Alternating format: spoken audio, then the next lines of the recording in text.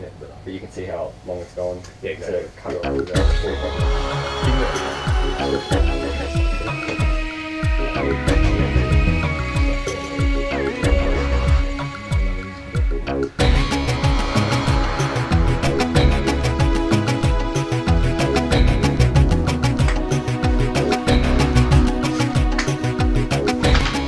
Welcome to the Vrbanac Gaming Council. My name is Padders, and here with me today on this week's episode is Vrbanac and Josh. Sorry, what was your last name, Matt? Oh, Wallace. Thanks for having me, by the way. That's alright, man. This is your first time here in the Vrbanac Gaming Council, and Vrbanac is a seasoned veteran, of course. How are you guys going, by the way? Not too bad. Hot today. Good stuff. Yeah, it was pretty hot today, wasn't it? Now it's cool changes here, and We've got flame grilled at work. flame grilled waffles. Yeah. Extra tasty. So today, what are we talking about today? We're talking about World of Warcraft. Yeah. Now, I don't play World of Warcraft, but you two guys do. And it came out, many years ago now, 2004? 2004, right at the end. Right, so when did you guys start playing? We'll start with you, Josh. Me, personally, I started playing like a month into the game. I remember even having a little try at the beta, but yeah, so pretty much December 2004 I've been playing. It's been pretty much since the start. Yeah. Old school veteran here. So what about you, Vrbanac? When did you start playing? I started playing toward the end of Wrath of the Lich King, so the second expansion. Okay. And so what year was that? Like 06? 2008, I'm pretty sure. 2008. Okay. Mm-hmm. So by today stands pretty early on, like in the Yeah. game cycle, because So the game is like I'd how still old now? probably still consider Wrath vanilla more. Yeah. Fun. You'd still consider Wrath, but more like vanilla compared to what they've got now. Honestly, yeah, you can say that, but I personally find Legion has a lot of qualities that, you know, bring people back like almost the same kind of excitement as vanilla. Yeah. But I guess that's just my opinion. Yeah. But I do agree with you. Wrath Yeah. was quite actually a really good expansion So you in that think- aspect. Are the vanilla servers going to go just up to Burning Crusade, or do you think they're going to make them go further? I'd like for them to do it. Like, it'd be so cool for people who haven't done it before to really, like, I guess, have a chance to play WoW like it was back then and see how How it you know, was? yeah, and whether it's, you know, they notice all the glitches and how slow the leveling is, or they appreciate like what the community the WoW used to have. And how hard the grind was? Yeah, and if like that's a success, I would really hope for them to do it almost in order. So the exact same amount of years vanilla was out, have vanilla servers, then slowly release it. It's like redoing WoW all over again. And Like WoW remastered. yeah, Because you can't play like just a certain expansion in the normal servers now, can't you? You have to go with the latest and whatever's out and use that build of the game, yeah? Yeah. It would be nice to offer different versions of the game for different people, provided that there's enough people playing, of course. But yeah, so when are these classic servers supposed to come out? sometime next year. I'm almost 100% positive that they. This year or next year? It's 2018. Oh, sorry. Yes, my bad. Well, then again, When the next expansion I'd releases? say knowing Blizzard, they might actually push it back, but I have a feeling till late this year, because at the moment they don't want to sidetrack numbers for their new expansion, so they want to roll that out first, and then eventually bring classic servers in. So I'm pegging, I'd say about October. There's another expansion coming out this year, is it? Yes, there is. And there was one last year, wasn't it? Yeah. So how many expansions are there for this game now? This will make it the 7th expansion. Okay. It's very popular. It is very popular. It's And still there's been heaps of people that have gotten sick of it, quit, new expansion comes out, they come back and they and come play. back, that's been me. Yeah. Well, I guess when you finish the expansion, there's nothing else to do. You sort of finish the game. You can move on to You play, other stuff. they've got end-game content, but once you do the end-game content, there's nothing really else to do besides daily quests and all that sort of stuff. How long does it take generally to finish an expansion when it comes out? Well, to finish an expansion with all its content, like lately, World of Warcraft's been, other than this previous, like the latest expansion out, they've been really lackluster with their content. Like the previous expansion, Warlords of Draenor, you could get that content out in, I'd say if you played honestly, like you would a proper game like that game. Solid grind. Yeah, solid grind. I'd say absolute max 4 months to do everything. Okay. So it's not too. It's all right. A few months, but it's not like it's a few years. No. Yeah. I guess. But there are just expansion packs. So Yeah. how much are they compared to the base game? Like how much is an expansion when it comes out? Well, an expansion's, they're still $60. It's almost the full price. Pretty much, yeah. Plus you got to pay the subscription on top of that as well. Yeah. Knowing what the game is, yeah. When I started, they had the battle chest, which released. It came with the original game. Yes. And the first expansion. Good old Blizzard battle chests. Yeah, and then I had to purchase Wrath of the Lich King separate. But now the battle chest goes up to Cataclysm or Warlords. It actually goes up to Warlords. Warlords. The battle chest now, they just call it World of Warcraft Standard Edition. Yeah. So anything. Yeah. Sorry. So the battle chest gives you up to this 5th expansion. Yeah, the 5th. Yes. Yeah. And I'm pretty sure you get a free level 90, and it's like the same thing as if you were to buy it when it was relevant. Yeah. Okay. Yeah. So we'll move on to, I guess, slightly technical aspects of the game. What is required to run World of Warcraft? Do you need a beast of a PC, or? No, like World of Warcraft, it's got a very good art style. Some people might complain about the graphics, but believe it or not, the way with WoW's that game is quite detailed, and me with a decent-ish high-end PC can just get a little over 60 frames in a main city, whereas let's say someone with a more lower end, more of a casual PC, they'd be honestly struggling, but the graphics with WoW on low still look quite decent enough to enjoy. So you don't need to necessarily run it on Ultra to enjoy it. Yeah, you can run it on the base and it's an enjoyable experience. Well, I guess with MMO RPGs, you want people to be able to play it and have accessible sort of accessibility in that sort of sense. So like this laptop, for example, is what, $1,000. I'm sure it'll run World of Warcraft fine. Something a little bit lower would. Yes, I'd say quite still easily. be okay as well. When I originally first started, I was running it on a MacBook. A MacBook. And this thing was an ancient MacBook. And it was running alright? Yeah. Well, that's good. They I know they have updated the base, I guess, graphics or the technical sort of engine of the game here and there to...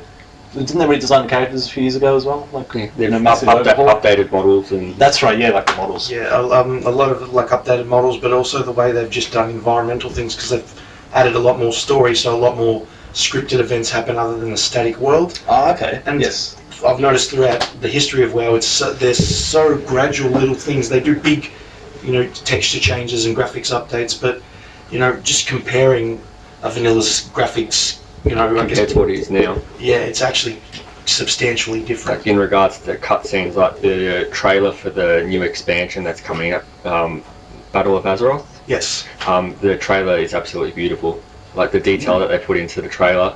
I think I've seen that trailer actually. Yeah, it did look like a movie sort of almost trailer. Yeah. It makes me think I kind of when I see that, I think maybe the Warcraft movie should have been done like that. Yeah, instead of doing it as live action, they could have very easily done a movie. Just World of Warcraft. World of Warcraft, like they do the cutscenes and the trailers. Okay. Have you seen the World of Warcraft? The Warcraft movie actually? I haven't seen it. Josh has. Yes, I have.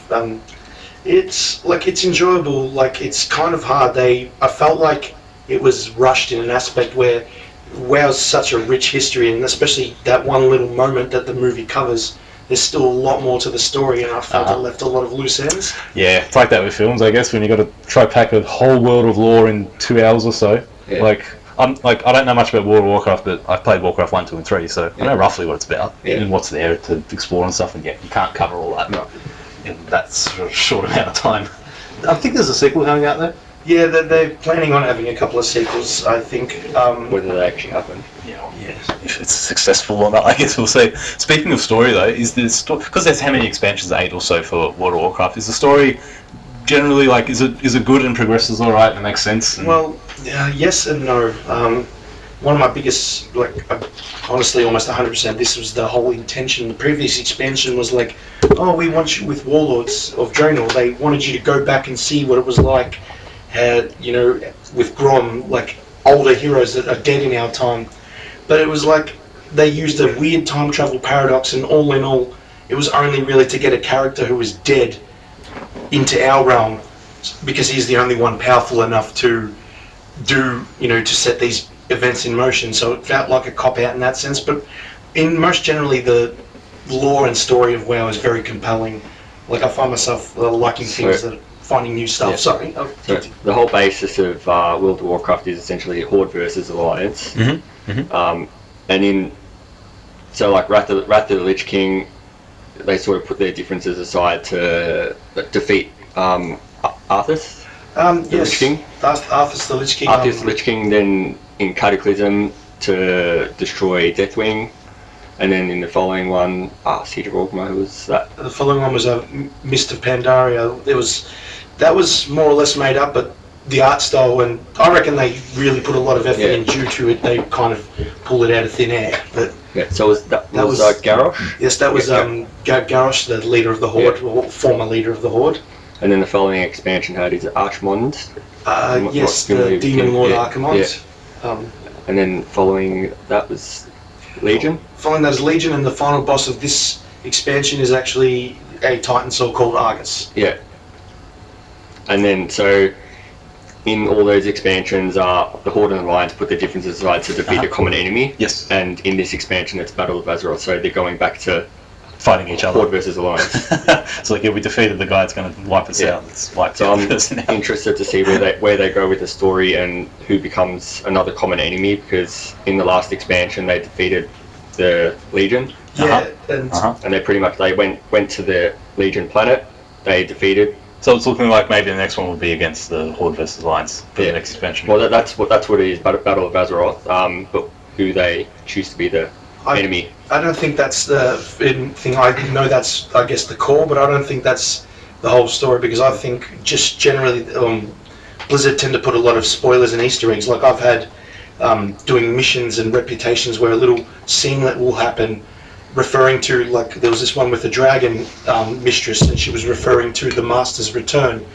3 expansions later, which is like 6 years, you fight her as a boss. Yeah. When the Master has arisen, and they do a lot of foreshadowing, and I found with the Battle for Azeroth on its front, it'll be going back to the roots of Horde versus Alliance, but I think there's a darker things at play. Yeah. And the good thing with the Blizzard is they can just pull whatever story or lore out of their ass, and people enjoy it and play it. People will accept it and sort of see how it goes. Whether it actually fits into the lore. Well, whatever. Just got to make up an excuse for it. Yeah. Well, it's nice to know that it sounds like that they do sort of at least acknowledge it and try to make it as good as possible. I guess they would have a dedicated story team. Because there are actually people like you. You're big into the lore of World of Warcraft. Yes, I am. I haven't read like exactly word for word in every book, in which there's a lot of books they have that fill in certain stories between expansions, but I've read a lot of it, and as a generalized idea, it's pretty rich, and as you said, Daniel, they can just almost pull it out, but they do it in such a way. Their storytelling is, I guess, really compelling. Like with WoW, it's, I don't know, the story is the biggest drive. Like even if you hate some certain mechanics, you just want to see it out. You just want to see what happens with the story, who gets killed, who you get killed. Are there like cinematics and stuff in the campaign stories, or whatever is in the however the game set up quests or what have you? Okay. Well, speaking of quests and stuff, do you guys have any sort of memorable experiences playing with other people, like certain raids or missions or things that happen within the games? My memorable experience is Ice Crown Citadel in Wrath of the Lich King. See, I started playing when the first portion of the Ice Crown Citadel was released. So is this like a raid area or something? So this was an end game raid. Yes, for the expansion. Yeah, and that was out at the time. Adam Casey got me into it at that point. Ah, yes, nice. And just the progression in that raid was just mental. So they had a gear score, which is essentially like a number, which was your like overall item level sort of thing. Yes. And you needed to have a certain gear score to be accepted into groups. Yeah. Don't get me started on gear score. Like groups as in like people making their own groups? Yeah, so like they had like trade chat, and people would say looking for say like 10 people for Ice Crown Citadel, 25 man, whatever. Where would this message come up, by the way, in the game? Or? In the game. Okay, so the game had its own social sort of feature for that. So when you're in like a social space, it has that. Oh, sweet. So then you'd say looking for say, so they'd have 10 or 25 mans at that point. So you did so they'd say looking for 10 people for 25 man ICC, you need 6.5 gear score. Yes. But there'd be people that would have random fucking items equipped that are not relevant to their class just to get that gear score. And then you get in the raid. Just to get into the raid. Yeah. The aspect of gear score come along, and it was like just so people could get a generalized idea of how you were going. Like if you had that gear score, you probably have ran the current content. You know, it's like you're a noob. You've only got 4K gear score. I've got 6.5. Kiss off. Yeah, created this elitist hierarchy of people like taking like in that game. you don't automatically get loot. You have to compete with others. So like you might just have a bad run where you get nothing, and you may do the whole content perfectly fine, but because they look and see, oh, you've got a lower gear score, you instantly must be a noob. And the famous saying, gear score equals skill, I said it sarcastically, of course, but... And then loot in that raid, like, at that point, so when loot was dropped, the raid leader at that point, he'd be the master looter, so then he'd have access to it all. Yeah. Everyone that's in the raid, so if they're eligible for it, they do slash roll. Yes. And then you have a chance to get it. Whoever has the highest slash roll, it's out of 100. Okay. What's his slash roll? How do you get that? So slash roll is like you're rolling a dice. Okay, yeah. So you type that So you type slash roll and it gives you a random number from 1 to 100. Okay, yeah. And whoever has the highest number gets the loot. So who's this master looter? Sorry. So that's the person who's running the raid. Yeah, generally the master looter would be like the host or whatever. Yeah, and a lot of that time the master looting system has been exploited, which with it sounds like it would be, man. Yeah. So there'd be so many people that if something really, really awesome dropped, they'd be like, no, fuck you, I'm going to take it. Well, like someone who isn't the master looter. No. Say if the master looter is like, fuck you, I want to keep this. Yeah. Okay. Well, what's to stop them from keeping it? Like nothing. They're allowed to just. But see, if they were to do that sort of thing, people can go and trade chat in the social space. They can be like, this person is an asshole. He doesn't share. Yeah, don't go in his group anymore. Well, that's actually quite interesting. Yeah. So it puts the onus on the leader to be a good person and be like, look, share your loot, especially with friends and stuff. I guess that could work. Like if someone we did that once with a particular item where I needed it to get a higher gear score, and they gave it to me, and people were having a cry about it. Oh, it was. He didn't actually. I didn't need it. Gear score, like you didn't need it. No, actually, no, you did. It was a shield, and he was new to our group, so we needed to gear him up. He did well. Like he did everything he was meant to. This item dropped. This other tank who had There's two types of raids at that time: 10-man and 25-man. Yes. 25 person is the gear's obviously better. He only wanted this shield and kicked up such a stink for 10 gear score. when the items are like 800 gear score. Right. Yeah. And everyone just went absolutely mad over items. People like we actually had a former friend of ours who got really elitist bragging about his gear score when he went and bought things. For example, a hunter uses stats like agility. Yep. He had strength and defense rating. So it wasn't even appropriate for his class or whatever. People will do that just to get the gear score so that they can get into the group. Right. Yeah. But then there'd be people that would actually inspect the person. They'd be like, "Who the fuck's this guy? Piss off!" Because you can see the gear or whatever. Yeah. Like in Destiny, where you can inspect the player and you can see what they got. Yeah. This sort of stems from, I guess, like people spending so long like on this game and they want to get the stuff and they just want to. Yeah. Oh, I need this or I want this, and they get so into just narrow-mindedness of it all. When you get situations where there is a raid and you've got to think about other people and you've got to play together and whatnot, you've got to have a bit of teamwork, I guess. Or definitely a lot different now. You don't have to do the whole like the slash roll thing. Essentially, when a boss is defeated, everyone gets their own loot. Everyone gets their own personal loot. Yeah, where, like they got random. At random, where you can get a certain number of loots from a boss. So the game will roll the dice. Yeah, the game automatically rolls the dice. All right. Yep. Yeah. So there's ever people that like forget to do the slash roll. It's like, oh, I forgot to. Yes. Actually, we've me, Daniel, myself, and a few other friends. We've tried a couple of expansions. As a guild, a friends guild, and we did a couple of runs. One of them, this might be one of my most memorable moments. We were rolling, and with friends, people always suspect the favoritism game. With friends, I think it gets a little more heated sometimes because these people, and it was a situation where the person was saying you took too long. You like the roll. They already rolled. You're waiting too long. Bad luck for you. So the next time the master looter or the raid leader decided to shorten the time. Yep. Conveniently, it was an item that he needed, but he was, I was getting a glass of water. Didn't say anything, and then all of a sudden, hilarious, but yes. People will pull whatever tactics they can to get bullshit. On that whole rolling thing, I remember getting one of the rarest mounts in the game, Ashes of Valor, where I'd gone into a raid. And normally, typically, if there's a raid group and it drops, the raid leader would just ninja loot it and piss off and about like everyone else. Just like go away. I did the raid. It dropped. Raid leader was like, okay, everyone roll. I rolled, won it, and I got it. I was like, alright. That's an insanely rare mount. Like yeah, a lot of the rarest mount in the game. Even at this.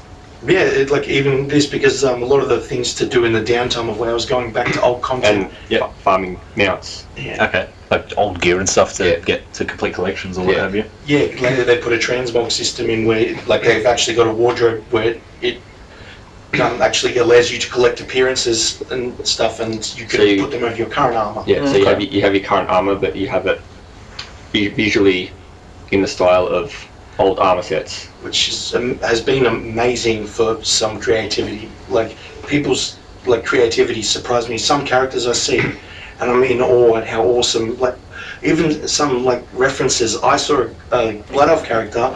His name was Luffy, and he ended up getting the title of captain, and he had a straw hat, just like the character from the anime One Piece. One Piece, yeah. Nice. Yeah. Nice. Could you do me a favour, Vrbanac, and grab me a Citrus Blast XS? Yes, I can. This is not product placement, I'm just very thirsty. I finished my, pink grapefruit XS. It should be one on the door. Very nice. Citrus Blast. Citrus Blast. I don't think I've tried this one yet. Zero sugar. Alright, now, just interested, sorry. Is there a currency system in WoW? Yes, there's... Gold.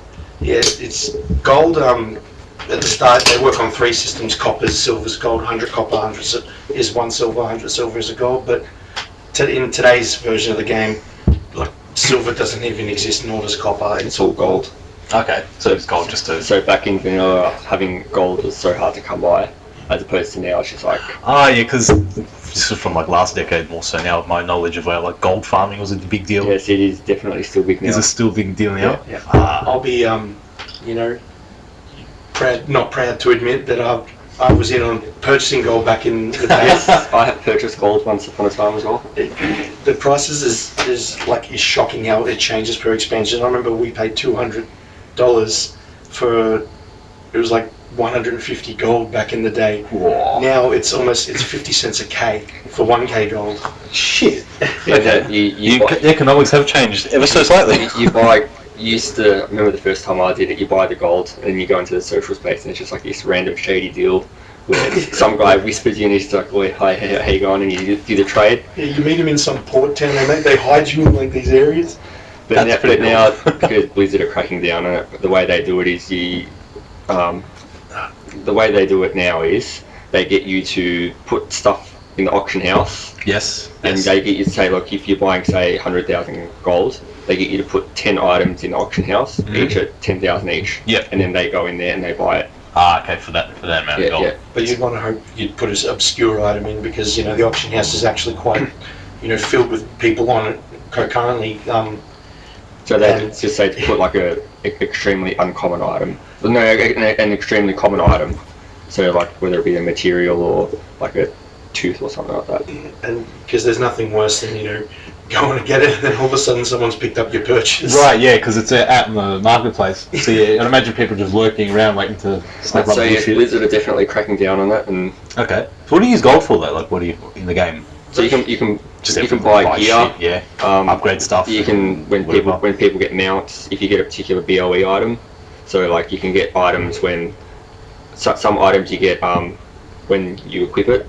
It binds to your character. Yes. But you can get some items that are bind on the equip, so you get the item, but you don't equip it. You can sell it, and then when the person buys it, they equip it and they can get it. So yep. Yeah, they've integrated that system. It's just a way for people to get an item that when they pick it up in a raid, it doesn't bind to them instantly, and it's I could sell this for a decent profit, and that.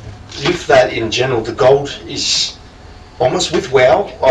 From having another friend who plays, there's a actual site called the Undermined Journal, which is literally a stock market for the WoW auctions, and they fluctuate like crazy. And it's got the graphs and everything. Isn't there a black market as well? Yes, a black market auction house. Yes, the black market auction house is a more of a secluded auction house that has rare items even that mount that Daniel had won. Yes. But it's everyone can bid on it. Yep. and it becomes an all-out bidding war. And it grows very expensive. Like hundreds of dollars, more maybe. In equivalency, we could go hundreds. Like a decent item sold is 500 to 1 mil, like 500,000 to 1 mil gold. Yep.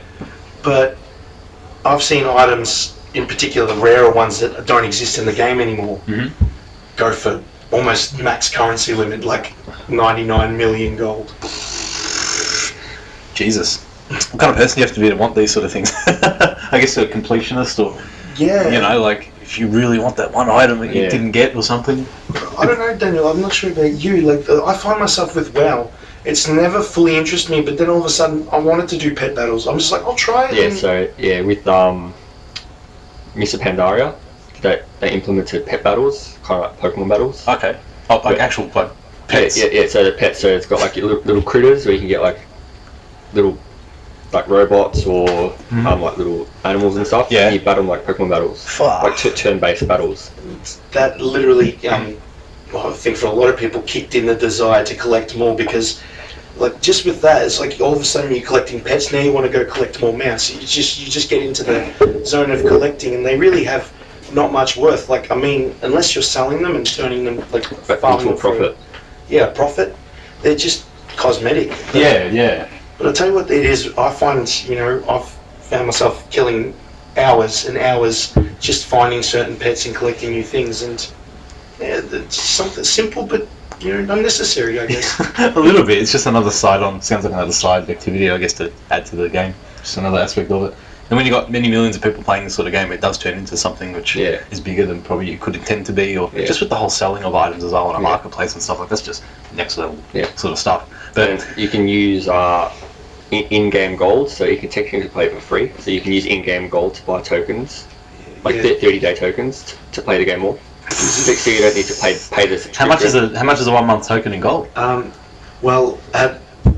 Which is cool because Blizzard implemented this system first off to stop gold buying, so they could generate gold, and so people with a lot of real money, in-game gold, could buy a token and sell it. Initially, it was $25 for a token, so it actually cost more in money than an actual month of game, but it's because you're selling it for gold. Right. At the start, you're getting it for 20k, and in this expansion, I can get half of that in 2 hours of stuffing around doing other things. Yeah? Now, due to the popularity, they've shot up to about 100 or so k, which is a little bit more of a grind, but still quite easy. But technically, you can play it for free if you've got the drive to. If you play it enough and do the right activities. Yeah, to get the gold. Offer gold or whatever. Yeah. That's actually really, really cool, system. Because the game's not free to play, obviously. No. So there's no bullshit microtransactions or shady shit like that. So you can play it for free if you are able to know how to get the amount of gold that you need to pay to get tokens. So you just pay for the initial purchase of the game, and if you do it right, you can just play for free. That is really cool, actually. And even just for people who don't go out of their way, like for example, back on that, finding special items. If you don't collect these pets, but you get one, all of a sudden you might find yourself like, oh, cool, like whatever. Some guy will be whispering you or messaging you, going, "Hey, I want that." Yeah, I'll give you 100,000 gold. Yeah, and then all of a sudden you go, I get a free month of playing just for doing anything and just picking this item up that I don't want, but saves me $15. Okay. And you'll probably have some change, like with items these days, like some of the more common items in, I guess, that category, they sell for double what a token's worth, like 300-400k, and that's nothing to the community these days. Yep. They've even put in for the rich people, a mad merchant who's actually designed to be a merchant who sells things for people with too much gold. The most expensive item being a 2 million gold mount, which is a giant black recluse spider. Looks wicked, but it's 2 million gold. One thing that I find funny, bring on Destiny, Zur. Yes. Destiny. Yeah, he's in World of Warcraft. So he's in Destiny on weekends, and for the rest of the week he's in World of Warcraft. He's not called Zur, but a character who looks exactly like him. Yeah, he looks exactly like him. His name is Zur Rios. Zurios, okay. And the currency for him are chance-off little coins you get called curious coins. Instead of the strange coins. Wow, that's cool. Does he sell items and stuff? Yeah. Well, not really. Not really anything. Not yet. He sells stuff, but not stuff that you can use like in. I would Destiny. like him like Destiny's, like a merchant like that. Yeah, so items change every week. Yeah, like he's due, but like I want how Destiny, like you can actually get proper usable pieces of equipment even from him, other than that small cosmetics or these rare, like these patterns. And that it rotates each week, like with Zur.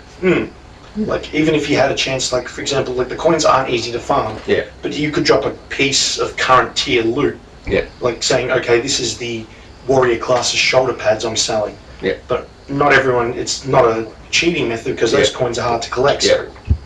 So. But still, I find that would be a good way, and it will make him more of a useful tool. Right. So, just quickly too with World of Warcraft, how many characters can you have at once? Well, per server, it was more. It was 10 initially, but you can have more now. So you can have 10 per account first. More than a count. Yeah. It's per server.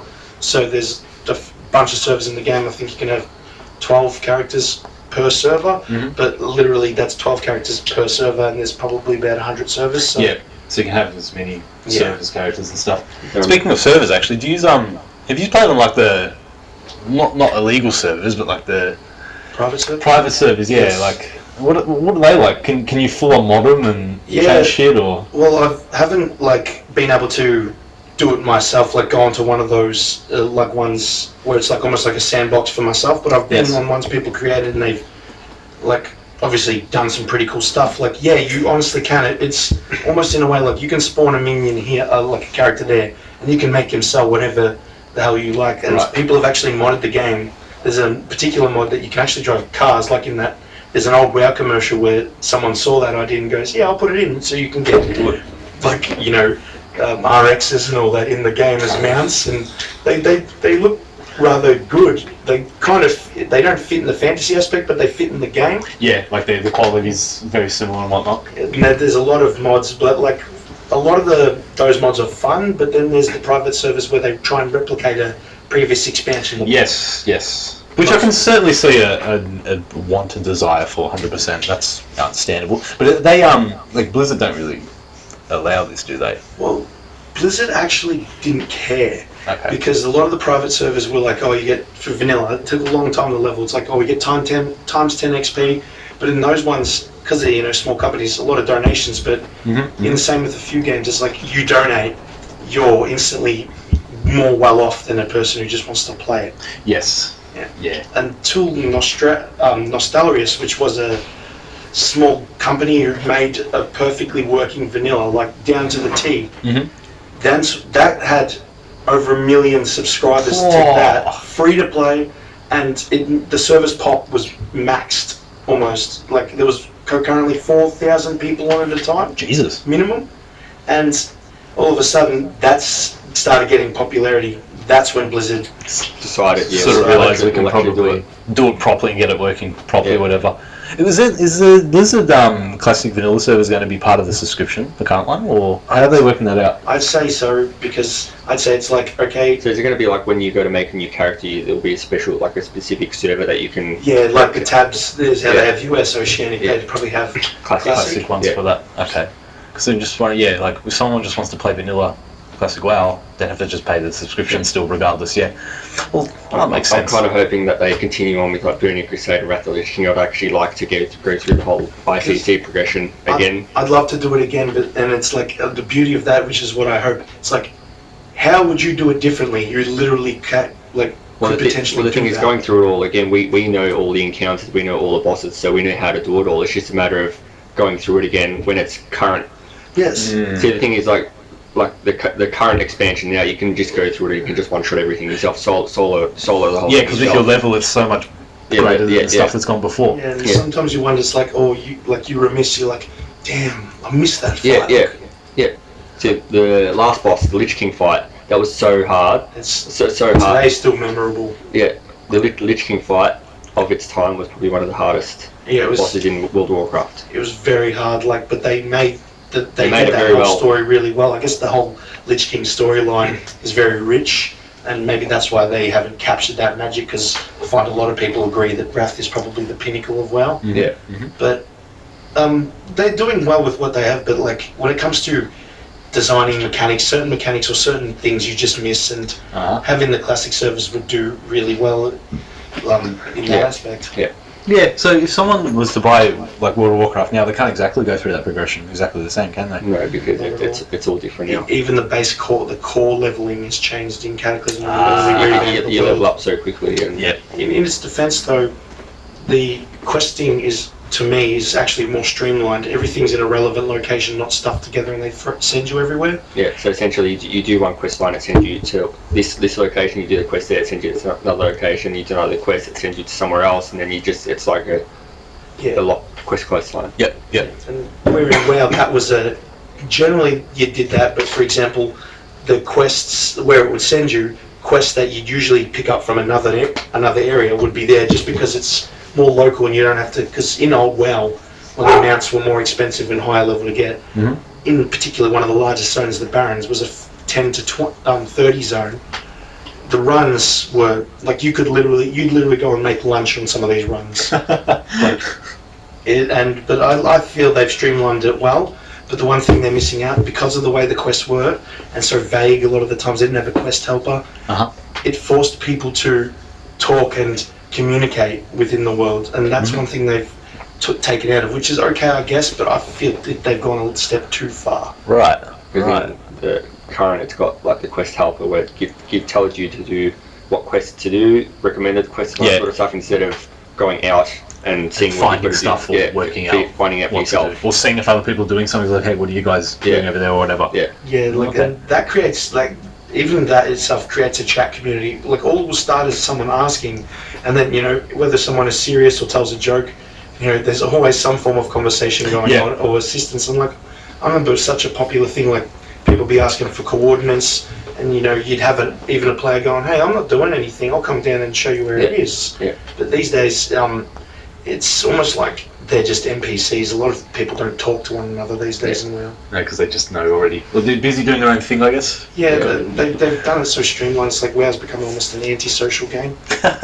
Which doesn't make sense in a massive multiplayer online. Hey, you sort of want to build communities, get people talking, and I'll probably say back in the day we used to have fights while we were doing the raid, and that would affect us in real life. And how that's a bit, looking back on it now, I find it a bit immature how we could let a game get between our friendship. But it's funny that I find WoW has that pull. It certainly sounds like it does, because it's one of those games where you do it's almost the only game you're playing at the time that you're playing it.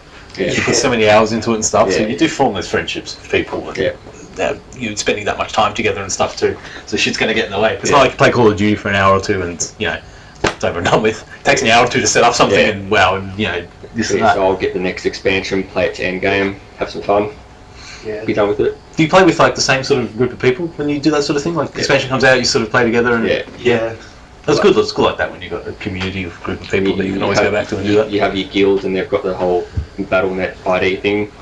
So it's all easy to sort of see who's online and connect with groups. Kind of with the PlayStation, the Real Friends.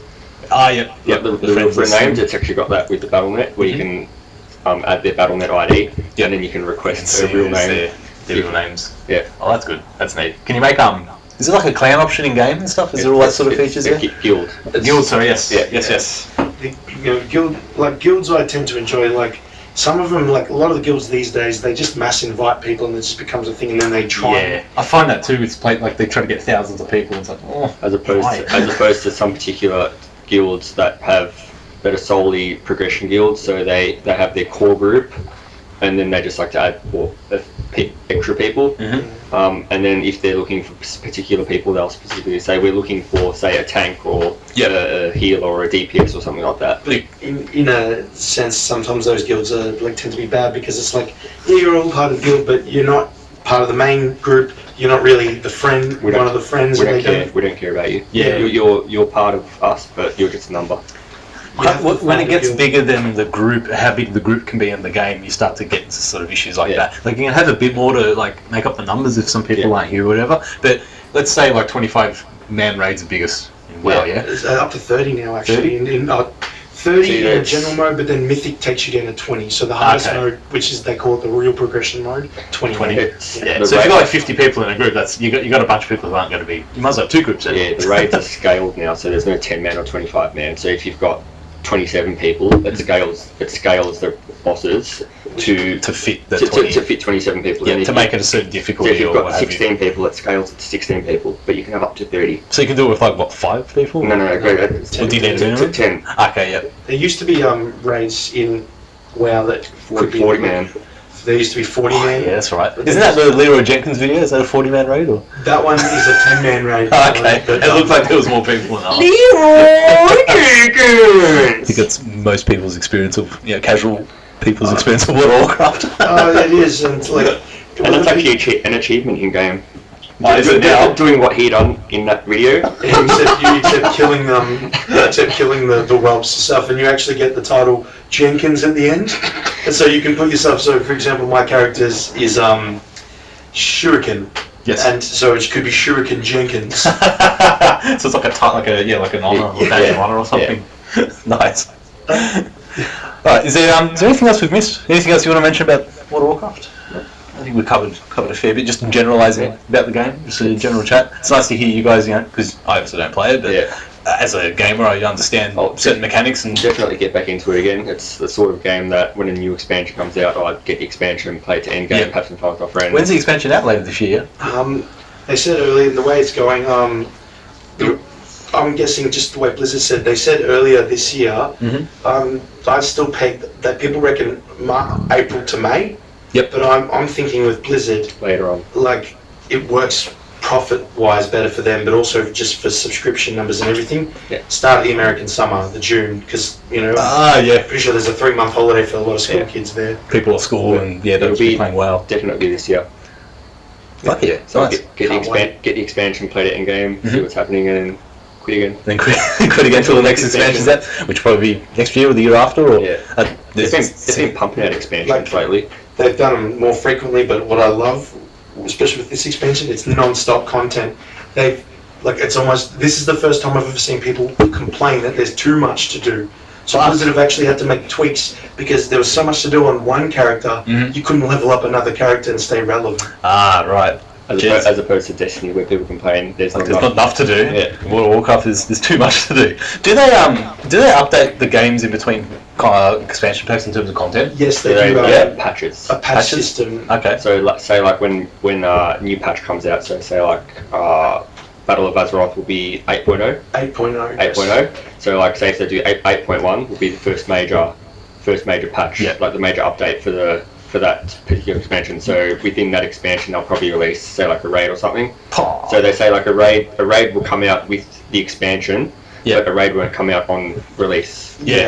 Okay, it'll be like a week or two after or whatever. Yeah, and they use this patching system as a way, because it's like, the raids are there, but it's like, okay, it's not open. Story-wise, you've absolved this now. Yep. So now it's like, okay, this is the whole story, and like they'll play and where certain raids, you might tie up loose ends, but there'll be other stuff in play while you're doing those raids, and then all of a sudden, the next patch is, for all you know, it could be an extra raid or something completely changes, and there's been whole different storyline changes, and lately they've added 3 different zones, which is where I was never done before, but tell you what, it's a lovely addition. Like, they've been doing quests staggered every week, so every week you've got a new story to add. Okay, so it's not just here's the expansion, do all your content, and sort of in between there's literally nothing. Right. They had a time for that. Like I was saying with Icecrown Citadel and Wrath of the Lich King, in the end game raid they staggered the release of the raid, so there was four different wings.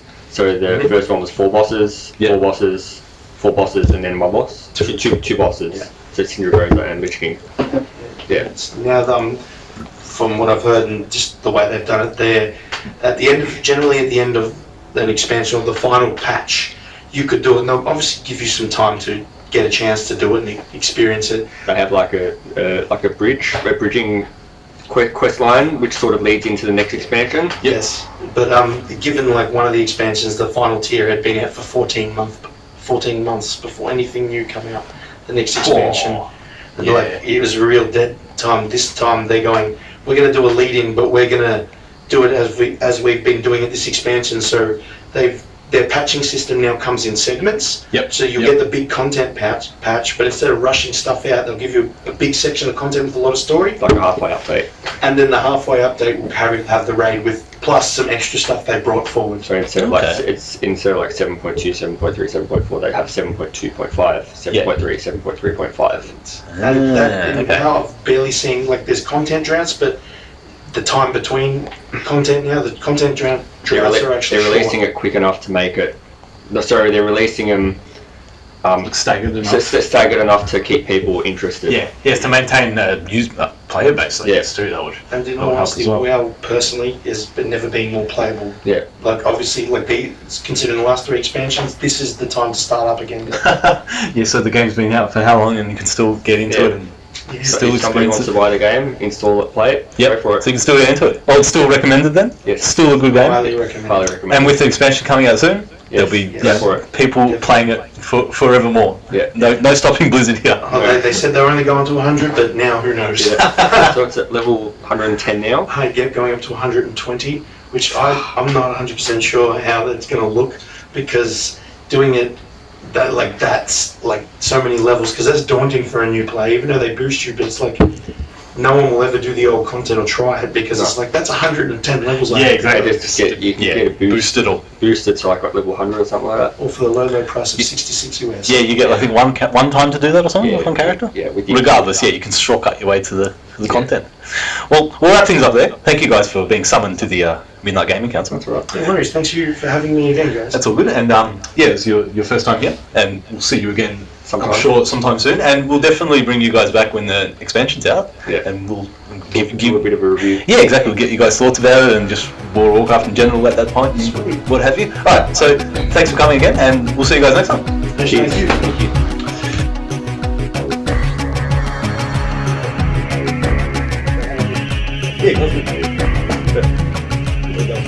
The worst part is